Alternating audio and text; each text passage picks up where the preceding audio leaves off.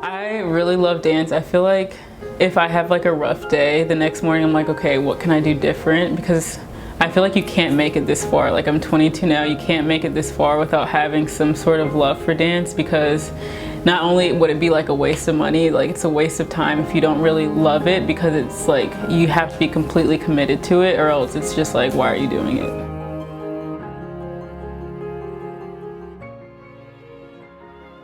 I believe I was around 2 or 3 when I first started my dance training. And then in 2010, my mom and I moved to Chicago. And then I went to Performing Arts High School when I was of age, obviously. And I think that's when I was starting to become more serious, because of course it's a big commitment to go to school every day and then dance after you finish school. I'm a scholarship student at the Ailey School, and the Rockettes came maybe about a month before the auditions and did a workshop. And the second workshop that we did, I was like, okay, I think I want to go to the audition. Like, I think I'm ready.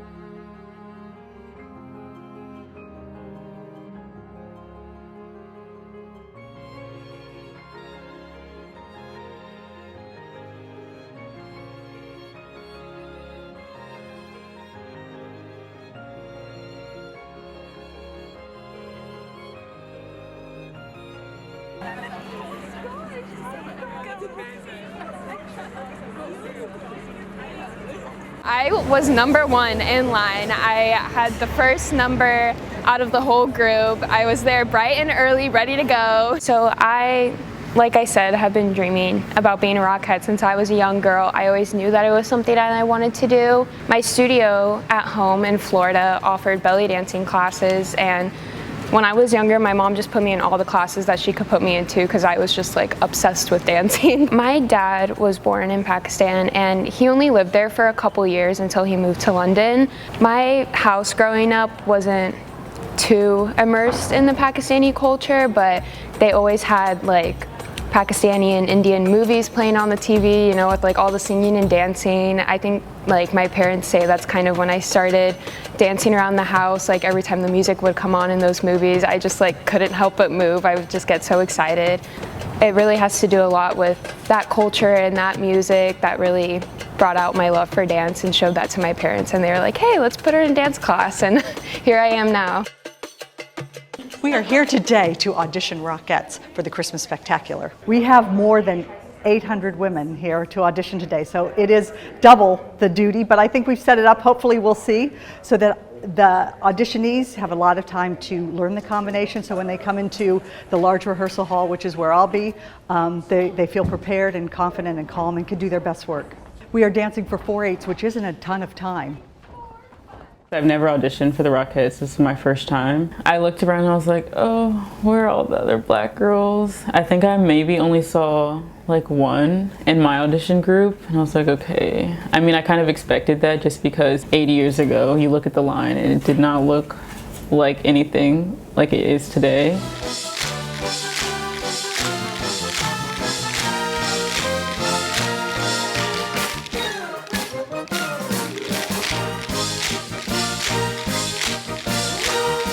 In the past, the Rockettes, you know, when you think about it and you look, it's like all white women. And that is not only unfair to black women, but it's unfair to the truth of what the United States is and what the dance community looks like.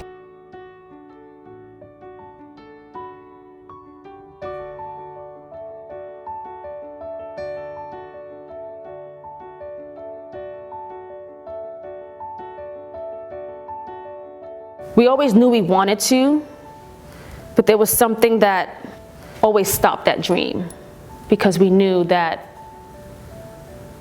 there's no one else that looks like me, so maybe I don't have that chance. What young aspiring dancer does not aspire to be a Rockette?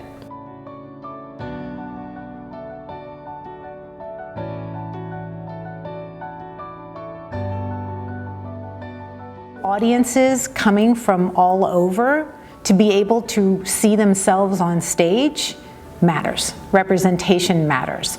The balance of it matters.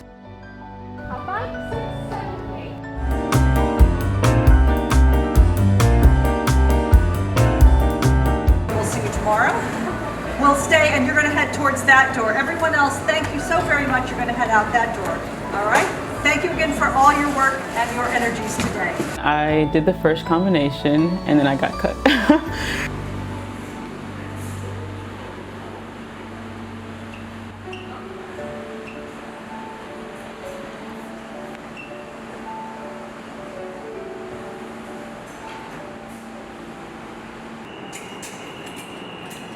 Also, we're looking for people to join our conservatory, our dancer conservatory this summer. That will be a 5-day program that is invite only, and we're going to train people in tap, ballet, and jazz, and also learn Rockette choreography. It's all inclusive. They get to come here and work for 5 days, training with all sorts of different people, not only the Rockettes, but there'll be people here from Ailey and other organizations that do some Horton classes, and we'll get some tap technique and some ballet technique. So we're investing in them and our future, really. People just started feeding in like hundreds of girls, and that's when, you know, I got little butterflies in my stomach. I was like, this is happening.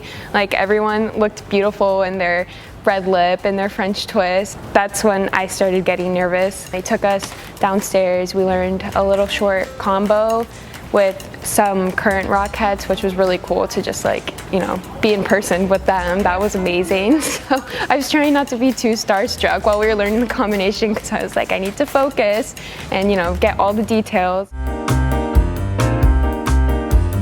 So the first day, they just had us do that short 20-second combination, and then they did a big cut, which was really nerve-wracking, but they called my name, and I was there to stay till day 2. So I came back the next day. There was a lot less women there, which was just crazy to think about, how they went from, like, I think it was over 800 women to, you know, a couple hundred at that point. It was genuinely a really loving and supporting environment, and honestly that just made me want the job even more. I think the first time I saw the show, I was immediately hooked. I was like, I need to be up on that stage of Radio City Music Hall. They're just such a strong line of women, and I just fell in love with precision dance and what they do. You get to dance, you get to be at Radio City performing. It's a Christmas show, it's full of joy. I mean, there's nothing more you could ask for. Hey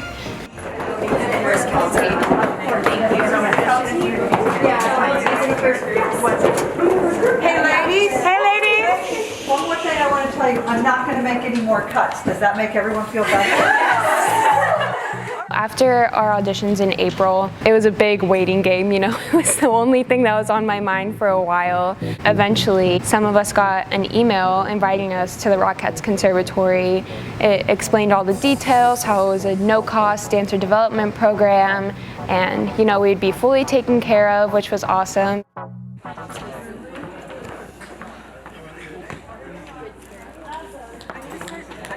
When I got the email with the invite to come to the conservatory, I was like, okay, yes, I can finally learn more and see what I missed, because obviously there was something missing if I got cut. I think just I'm very grateful to be able to take the time to get into the technique and learn so much more about, like, what the Rockettes are about.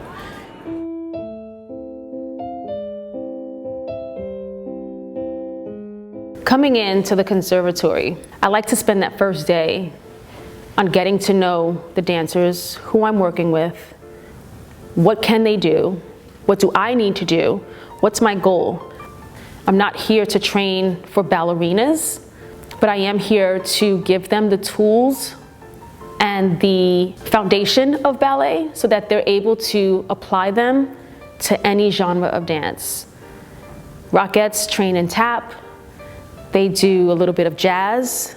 So what they're getting from the ballet classes with me, again, they can apply to tap, jazz, all of what the Rockettes do.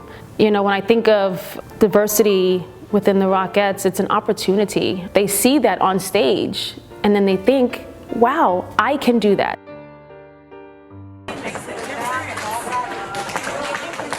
You know, I'm here teaching the Rockettes, and I am like, individuality, which you think might be counterintuitive to women preparing to dance as one. But when in fact, when you are so sure of yourself and your individuality, you can actually fall into a line much easier. because you're in control of your body. You know what you're doing. You don't feel like a robot. Because even though these women are in a line and they're doing the same thing, you always have standouts. When we think about diversity in dance, and you think about companies like Alvin Ailey, like Dance Theater Harlem, that created spaces for black dancers in ballet, in modern dance, in spaces where black people weren't really accepted, or if they were included, had to kind of like pacify their blackness in many ways. And so those spaces are extremely important for us to have. But it's also just as important for people of color to diversify white spaces and traditionally white spaces without feeling like we have to lose our blackness or lose ourselves or lose our curves or lose our natural hair or, you know, lighten up our makeup when we go on stage.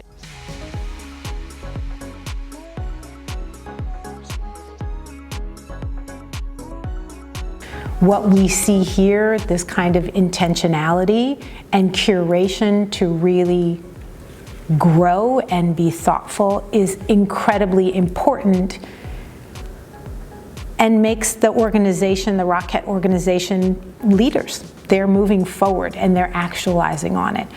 So to see yourself lets you know that you have a place there you can dream and you can strive and you can work to get towards that goal. Oh, 1, 2, 3, 4.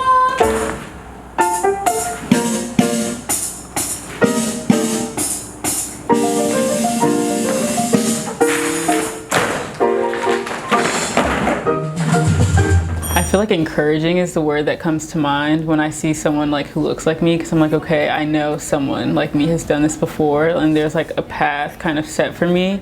As a woman of color and truly understanding that I am one of the few, and that seeing myself in these elevated positions, and you know, even when I do a television interview, I know that there's like a tiny little Danelle somewhere who taps into the Rockettes a bit more because she sees somebody who looks like her. Reach for double pirouette, 5, 6, stepping out of it, 7. This arm is almost like it brushes across the side of your cheek.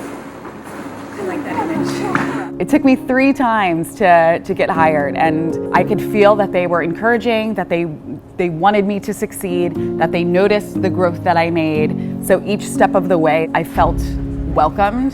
I understand a lot of these dancers who have, you know, their Ailey backgrounds like me, where they aren't necessarily like, okay, I'm gonna go be a Rockette right now. You know, it's just sort of opening a door, and I love the fact that I can be the view of that, the picture of that, the image of that, the idea of that, and you know, I root for these dancers. I'm like, come on over. Like, it's one thing to say it, but then to actually make it accessible to other people is like when you actually start to see the change happen, and for them to actually like stick to their word and then like prove it to us is like really powerful, I believe, because if I was invited and then I also had to get the shoes and then try to figure out all the other moving parts when you usually go to a summer intensive, because I also had to invest earlier in the summer in the other programs that I attended, it would have been kind of like, maybe next year, like maybe once I save up more money. But because it's like all expenses paid, I was like, okay, yes, I'm ready to do this. Well, when you think about it, dance is expensive.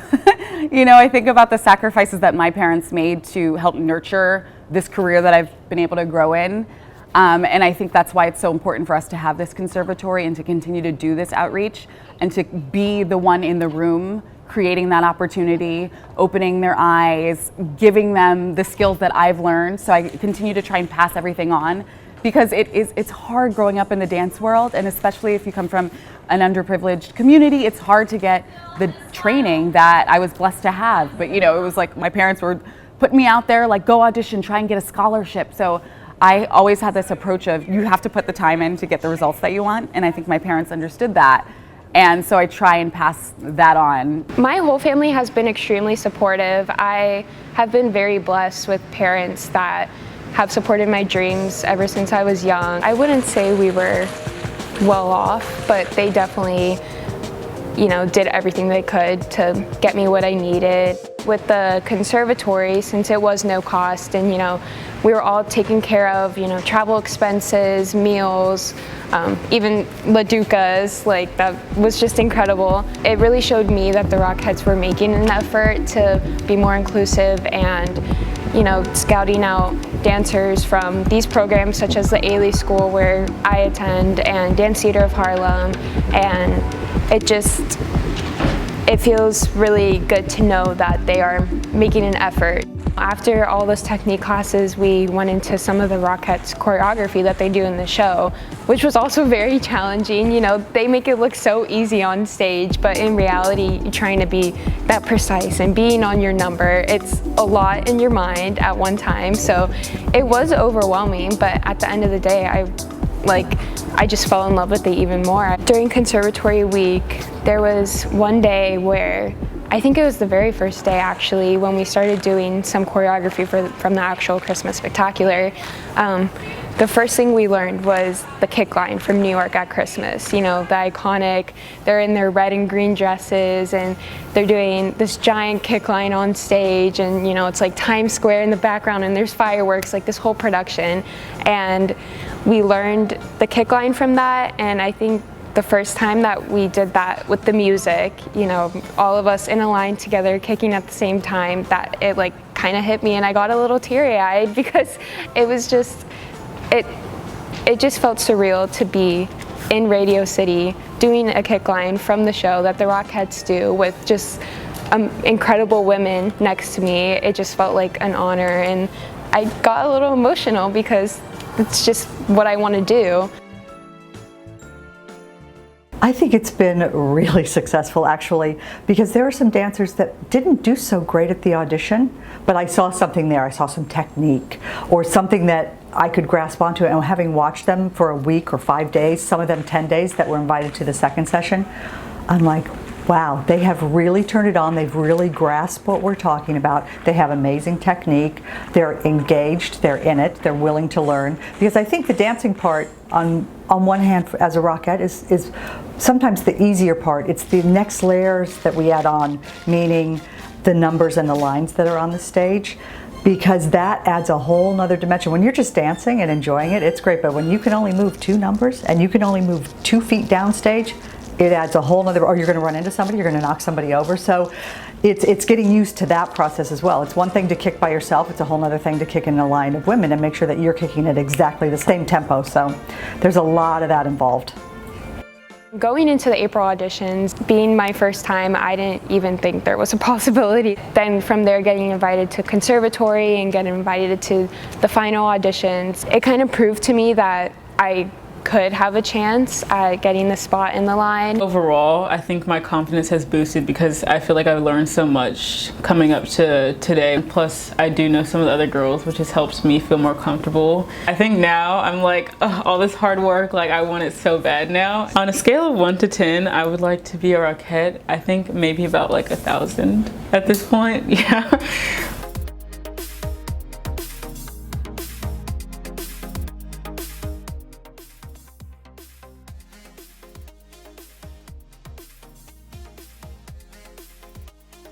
This job as a Rockette is so incredible that, it's going to be 17 years this fall for me. So, we have a line of women who become, we call them career Rockettes. That's what I am. But then there are also women who maybe come in and do the show for a year, do it for 2 years, do it for 5 years, and then move on. So what I think is wonderful about the Rockettes, and I think this is something that sort of keeps us evolving, is that there always is a turnover. There's always this constant ebb and flow of the company. And so it continues to change and grow expectation. And I'm sure, with limited spots available, you're sort of limited in and of itself. If you have 10 spots, you have 10 spots. You can't create 11 spots. So it does make it difficult. But I also think creating the awareness that we are a line that should be more reflective of this city and this world that we live in. It changes how we act and how we approach things and how we approach auditions, which, for instance, how we're doing so much outreach now.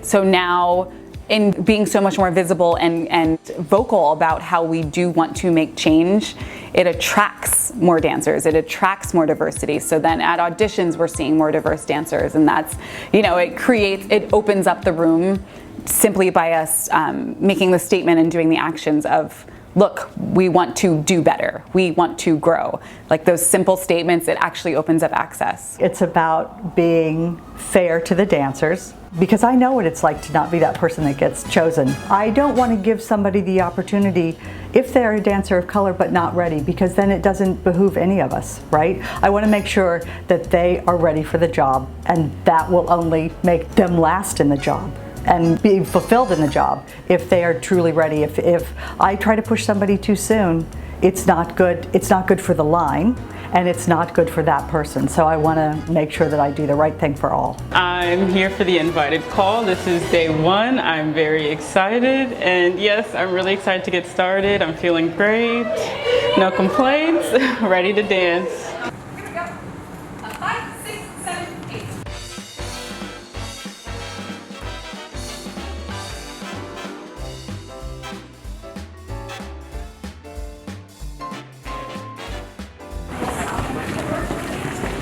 It's day 2 of the invited auditions for the Radio City Rockettes. I'm really excited, feeling great.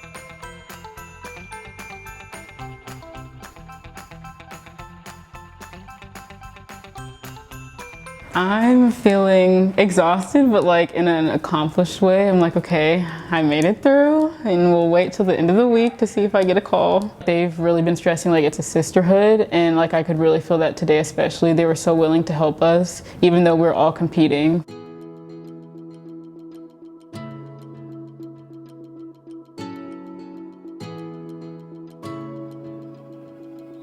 Oh yes, I'll be back in April, or whenever the next auditions are, they will see me again. I was taking a nap. I woke up from my nap and I was just like laying in my bed. About 5 minutes later, I get a call from a number from New York. It didn't have a name or anything. It was just a random number, but it was from New York. And I was like, oh no, I don't get calls like this often. Like something must be up. So I answered it and I just said, hi. And then I just hear, this is Gary from Radio City, and my jaw just dropped. And he said, we would like to offer you the official role to be a Rockette in the 2022 Christmas Spectacular.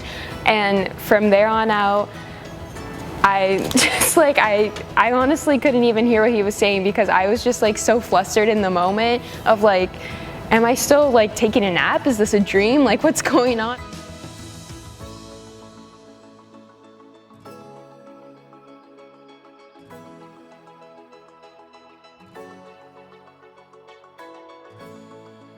I think that the Rockettes are making strides, definitive strides, to creating these conduits and creating these partnerships. And it may take a while, and then there may be dancers, when some of these dancers go home and talk to their friends, talk to their studio owners, talk to their dance leaders, and it may grow in ways that we're not even aware of. There has to be not exactly patience, but there needs to be realistic but intentional expectations as this continues to go, and the sincerity and the authenticity that they're approaching this with speaks volumes as well. So it's not just the words where it's going to happen and then we may not see it. It is really in development and continues to be in development. On 3, you're going to yell Radio City Rockettes. Yeah! Ready? Ready? 1, 2, 3. Radio City Rockettes! We have 18 new Rockettes this year, and I am thrilled to have them all in the room with us ready to work. The conservatory was a huge piece to this puzzle, and I think it's really prepared the 17 of the 18 new women. I feel like I've been able to do more work during our early sessions than I have in the past, because we've already have the foundation. It feels like such an honor to represent my heritage as a Pakistani girl in the line. The Rockettes are really working on diversifying the line, so I am so honored that I get the opportunity to be that person for girls like me that come to see the show every year. It feels amazing to be that representation.